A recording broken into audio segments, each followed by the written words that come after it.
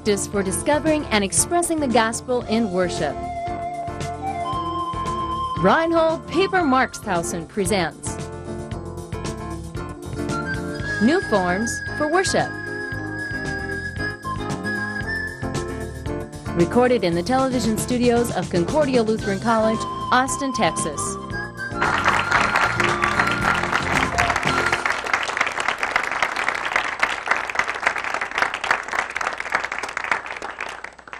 Thank you, and hello again. The name of this presentation is New Forms for Worship. New Forms for Worship. If you have a beautiful voice, or if you can play the piano or an organ, chances are you can use your gifts in worship somehow. Somebody will allow you to sing or play the organ or join the choir or whatever. And so we can use our gifts to praise God. But what do artists do for a worship experience? What do artists do?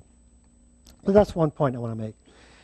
Another point I want to make is that a lot of churches are rather permanent. The structure's permanent, the altar and pulpits are permanent, the pews are permanent, stained glass windows never change. So there's a lot of permanent things in a church that never changes as part of the ritual. Some things are temporary. The sermon is temporary. You know, you can hardly remember for dinner the next day what the sermon was about. So sermons are temporary. The singing is temporary. You sing and then the next day you wonder what you sang. The flowers are temporary. They die. The people are temporary. They come and go. Some places have temporary pews. And I'd like to think that maybe there's some more temporary kinds of things that we can do as a community as we worship as a community.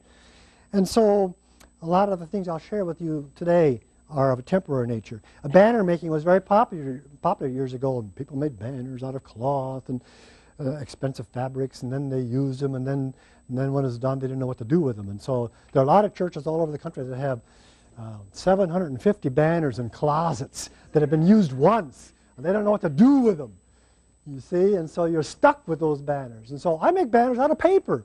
I make them out of paper, and we use them once, and we throw them away. So the things that I do are very, very temporary. So I want to share some of those things with you. In our church at Seward, Nebraska, Arlen Meyer is an artist there, and he does a lot of pageants for Christmas time. We have extravaganzas, and it's just really remarkable the things that he's done over the years at Christmas time. So we have special services during the Christmas season. Lent is kind of a drag from Good Friday to Easter. It seems like a long time. Every week those Wednesday night services. And so for the last 35 years, my pastor and I have done some temporary, innovative things during the Lenten season. I want to share some of those things with you.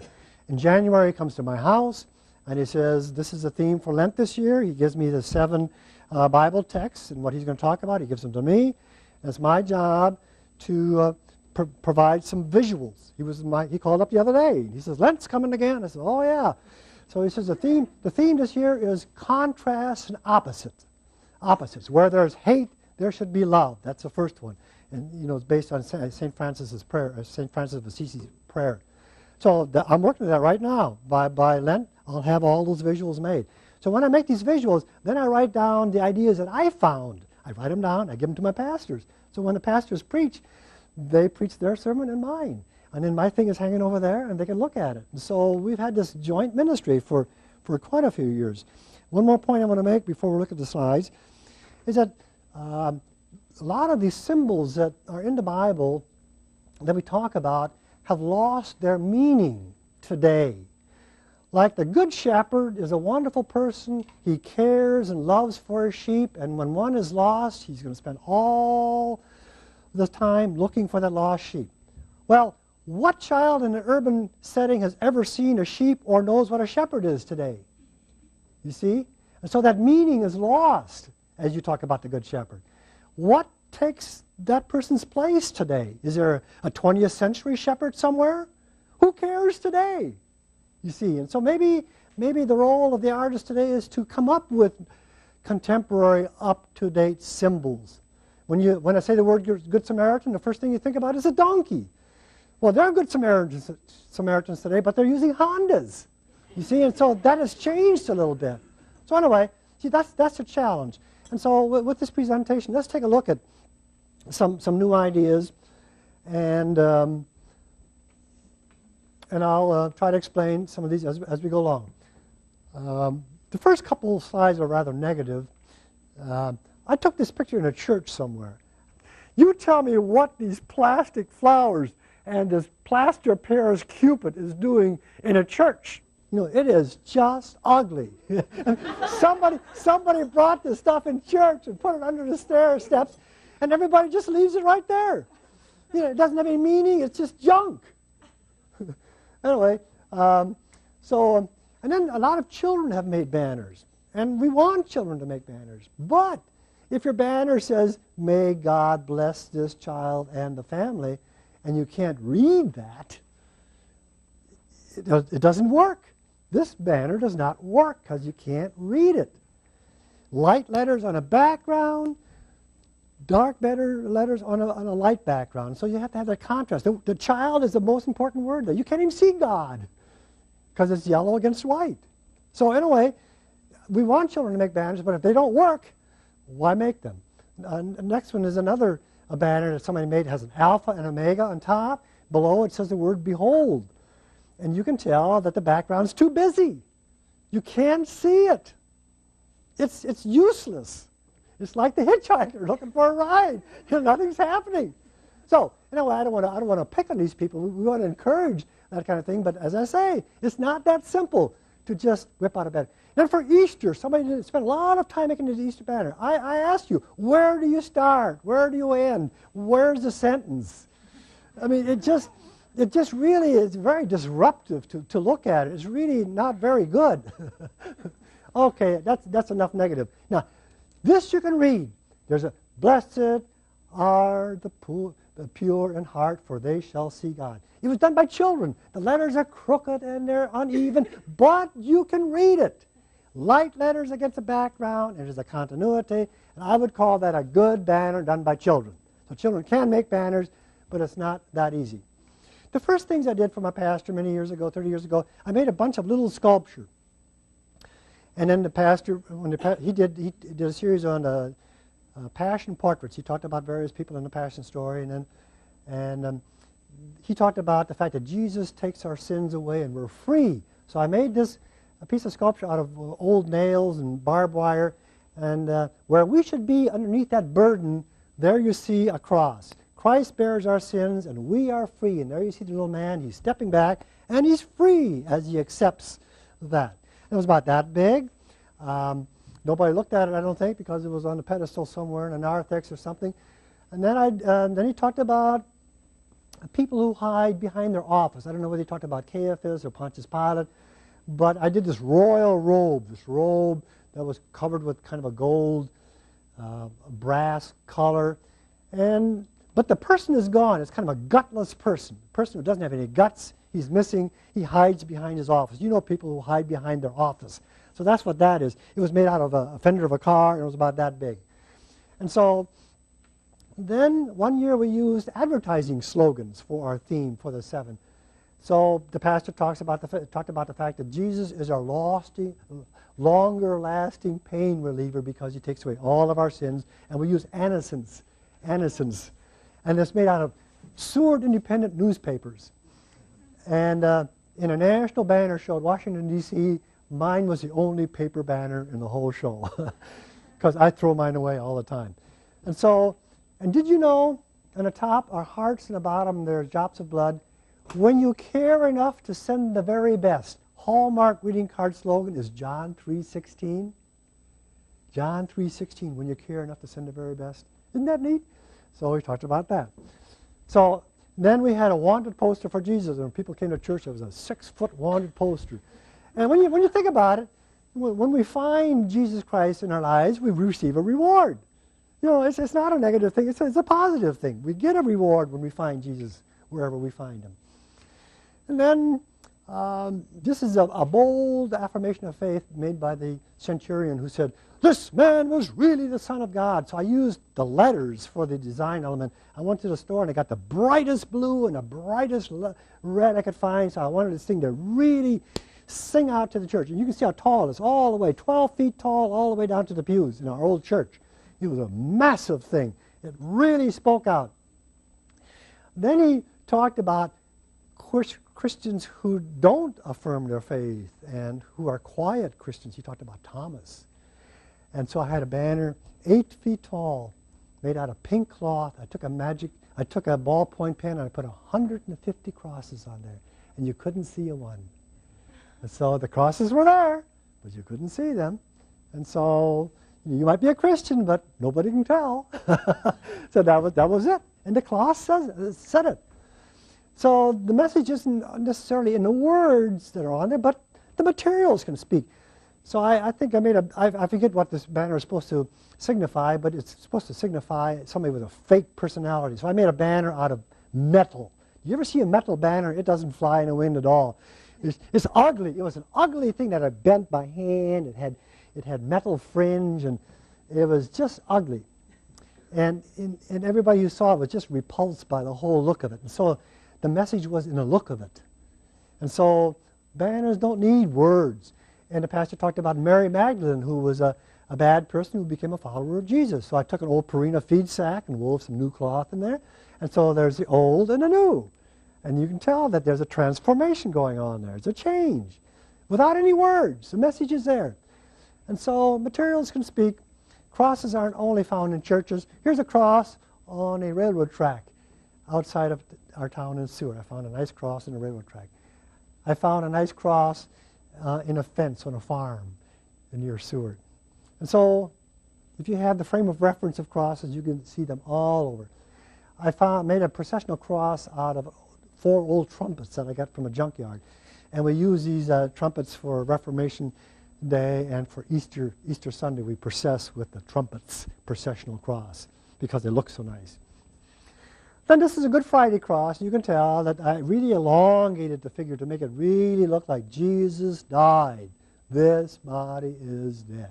It's a very Good Friday look to it. And you can see how I exaggerated that. It's just only this big. It's just a little cross made of stainless steel. On our altar at St. John's, when we have communion, we put this little cross up there. It's about this big. And it represents the body and blood of Jesus. The red represents the blood of Jesus. And then the centerpiece has about 1,000 nails in it. So as you come to communion, if you look up at the cross, all those nails remind us of the many times that we sin over and over and over again. So it's kind of a visual reminder that it's something that we do over and over again. This is a cross I did for a church in western Nebraska. It's about 7 feet tall, and the different sections represent the 12 disciples. So instead of using the traditional symbols, I used hands.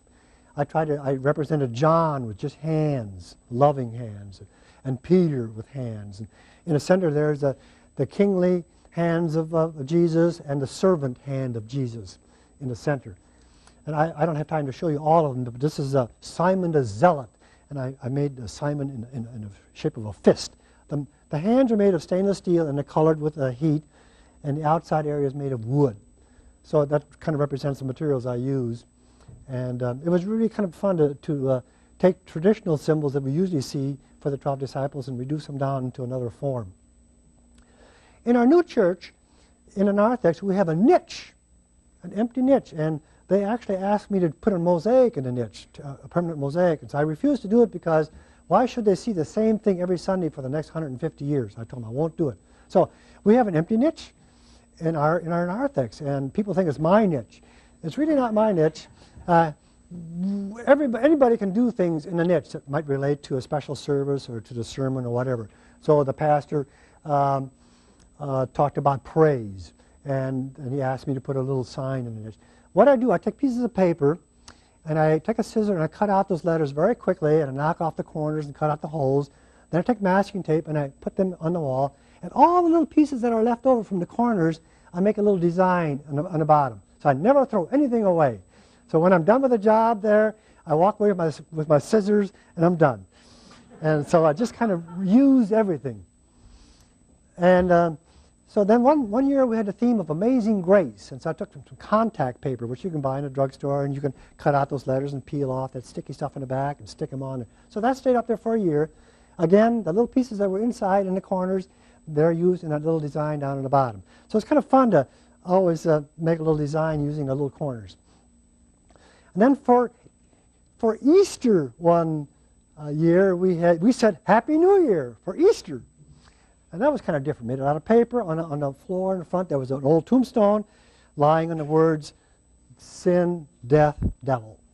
And then I used the little pieces to make the little things coming out of the ground down below. And when no one does anything for the niche, it's empty. And people say, how come the niche is empty? And I say, yeah, how come? So anyway, for Christmas, I had this once, in your heart prepare him some room. And I had this symbol that represented a heart, and there's a little place for Jesus inside that busy heart. This is a panel we used for Thanksgiving once, and I went to the city dump and found all kinds of round things and put them in a collage.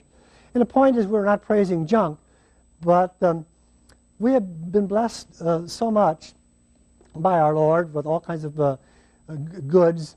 And these pieces that we throw away are reminders. They're constant reminders that we used the stuff that was in those boxes. So these are reminders of blessings. And it's a collage of round things. And then on Good Friday, the message was Jesus died. So I had somebody build a wooden box. And we put the box in a niche, and people said, oh yeah, that's Good Friday, Jesus died. So on Easter morning then, the lid was on the floor, and there was a live Easter lily in there, and people stumbled over the lid as they came into the narthex to go in church. And then a couple little boys came by and they said, Mr. Marxhausen, can we use that lumber in that niche? We're building a tree house. And I said, yes, you may. And I gave the lumber to the children. We've only used that good idea once. And a lot of times in worship and in traditions and so forth, we do things over and over again. And pretty soon our little children don't remember or know what that stuff is in the church, you see. And so by renewing and making new some of these things, it brings about a better meaning. The words here say, go back and dig deep into the soil, look around.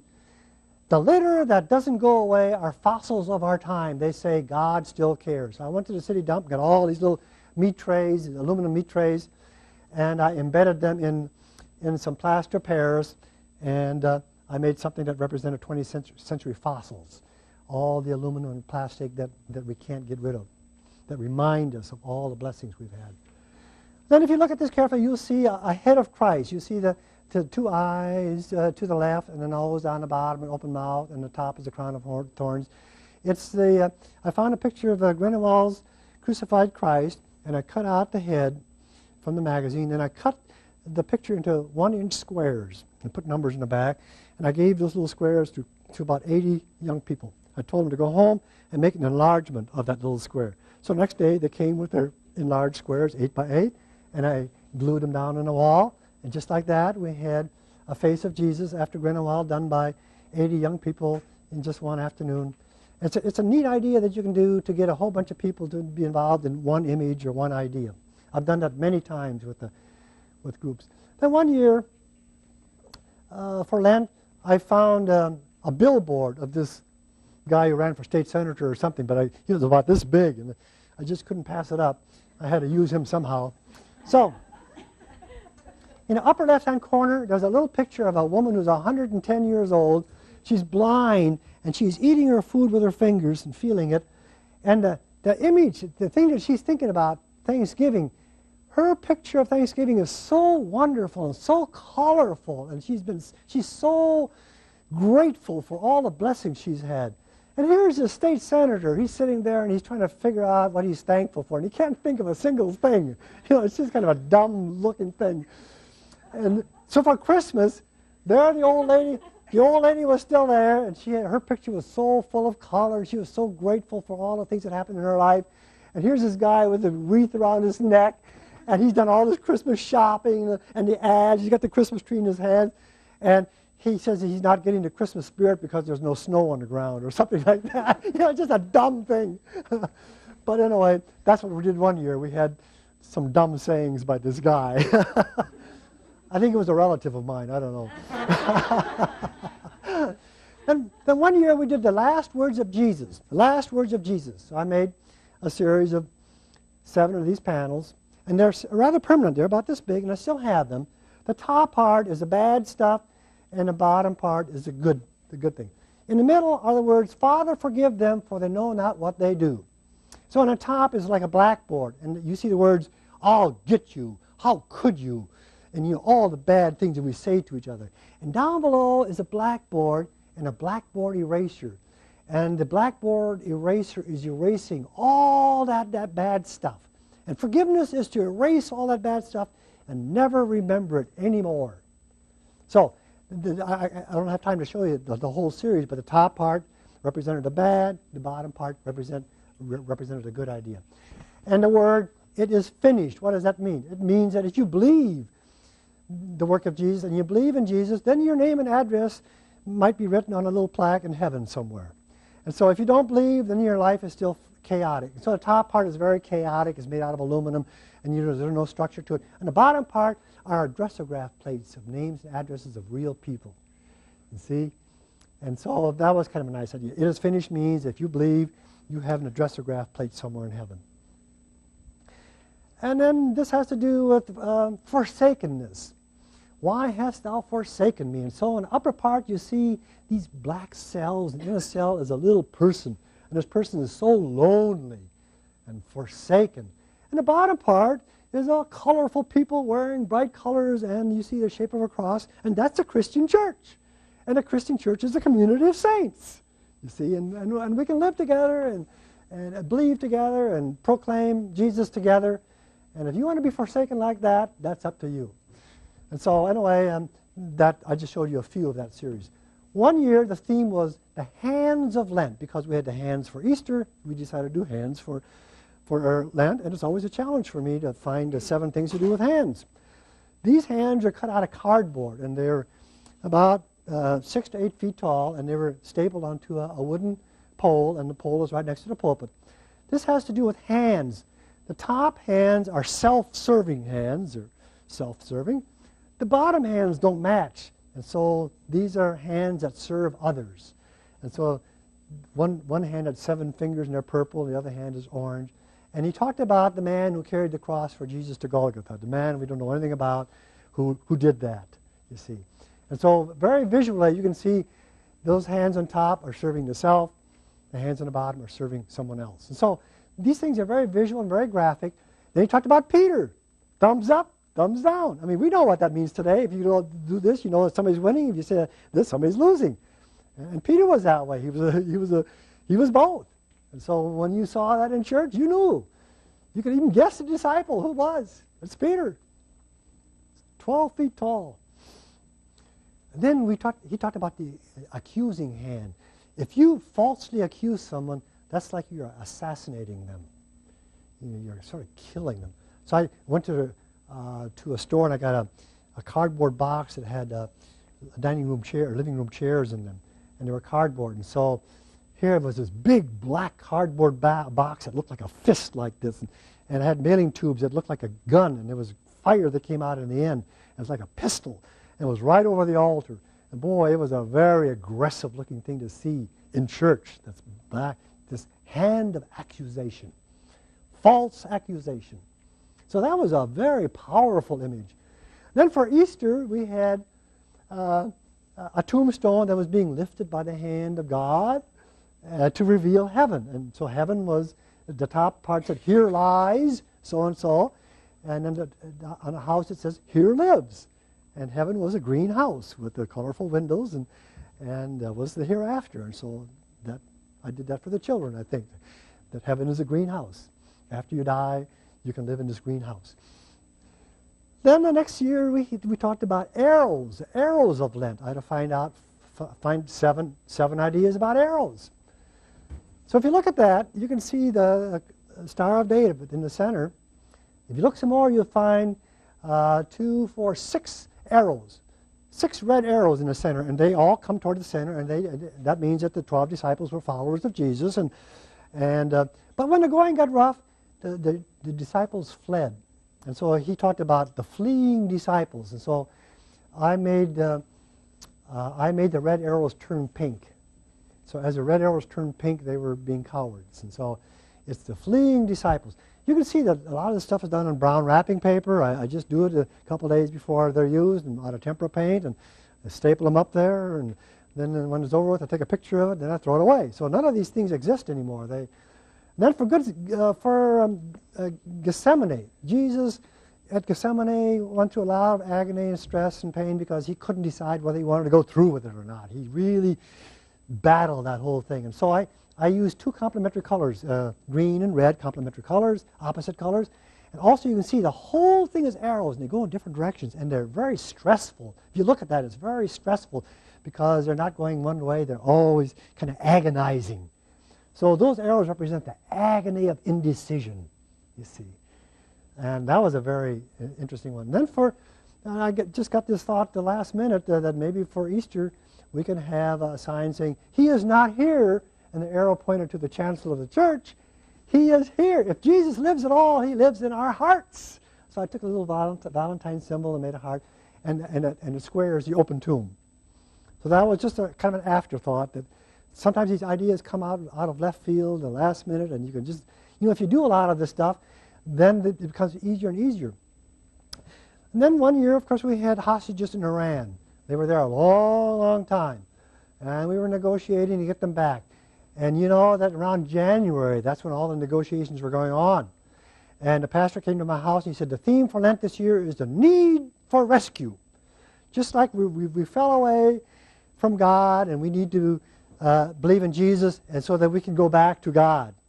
And so, and in the case of Iran, they had to get on the airplane to come back.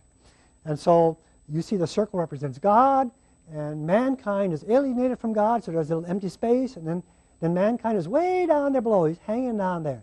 And mankind has to believe in Jesus, get on that airplane, and come back to God. So that was the series of 7. And we were working on these banners while the hostages were being released in Iran. It was a spooky feeling to be working on something that contemporary. And I was saying that Christ was our mediator. And I bet nobody in this room remembers who the mediator was between the United States and Iran. It was Christopher. And I'll tell you, it just gave me goose pimples to be making these banners and use these symbols, and that the mediator was Christopher and ours was Christ. And so while the hostages were being released, our banners were coming up in our church during that Lenten season. It was just really, and so we used contemporary events. And this was one of the banners for that. It's made out of paper, and there you see there's a cross of Jesus down below, and sinful man has to get on that airplane and come back to that circle. That's what they were. And then you remember there was an airplane that crashed down in the Potomac River, and all the people were floating around in the water and drowning, and there was the Air Corps and the Coast Guard and the Navy standing on the shore saying, "What should we do? What should we do?" And they're wringing their hands, "It's cold out here, it's cold out here." And the people are drowning, and so you see the word help. It says, "Help!" And there's this woman with her hand going up, and there's this skinny little guy whose name we've forgotten by now. This skinny little guy, he takes off his coat, and he jumps in the water, and he saves this woman's life. Everybody caught cold the next day except the guy who saved the woman's life. You know that. And so the pastor preached about that event and what that heroic anonymous person did. He did the thing that needed to be done. While everybody's standing around, gee, it's cold. So anyway, so it's just possible to use current events to say something. This is a painting by Picasso. It is called The Weeping Woman, and it's really not a pretty picture because it's about stress and pain. And she's crying and biting her nails, and her hands are like broken glass. It's a very painful picture, but it's about stress. It's about stress. That's why he painted it. And so this last year, the pastor talked about Christ in Gethsemane and the stress and turmoil that he was going through. Instead of using Solomon's head of Christ, we used Picasso's Weeping Woman, 8 feet tall, next to the pulpit. Imagine having a Picasso in a Lutheran church in Seward, Nebraska, in a Lutheran congregation. I mean, doesn't that just blow you away? And so that year we used reproductions of works of art, mostly modern works of art, to illustrate the theme. I told you about the Picasso. Then he preached a sermon about all the people who just stood around and didn't do anything. and I used Giacometti's sculpture, the people with the big feet. It's about 8 feet tall, and they're just standing there. And that was a very graphic thing to see, to just see those people just immobile. And so anyway, I don't have time to show you all the rest, but all the rest were just as significant and meaningful. I bought a casket kit for about $100, and I glued it together and set it in my studio. So every day when I work in my studio, there's my casket, and every once in a while I stand in it to see whether it fits.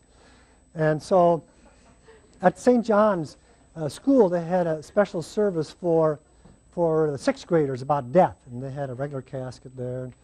And so they asked me whether I would bring my wooden casket and put it against the altar and do something there. And so when my time came to preach, I got up and I stood in my casket and by the altar, and I gave a 10-minute sermon to the 6th graders about why I did that. Then churches don't need to stay the same. There's a church somewhere in Colorado. They felt that it didn't work. 15-year-old church. They remodeled it. So this is before remodeling.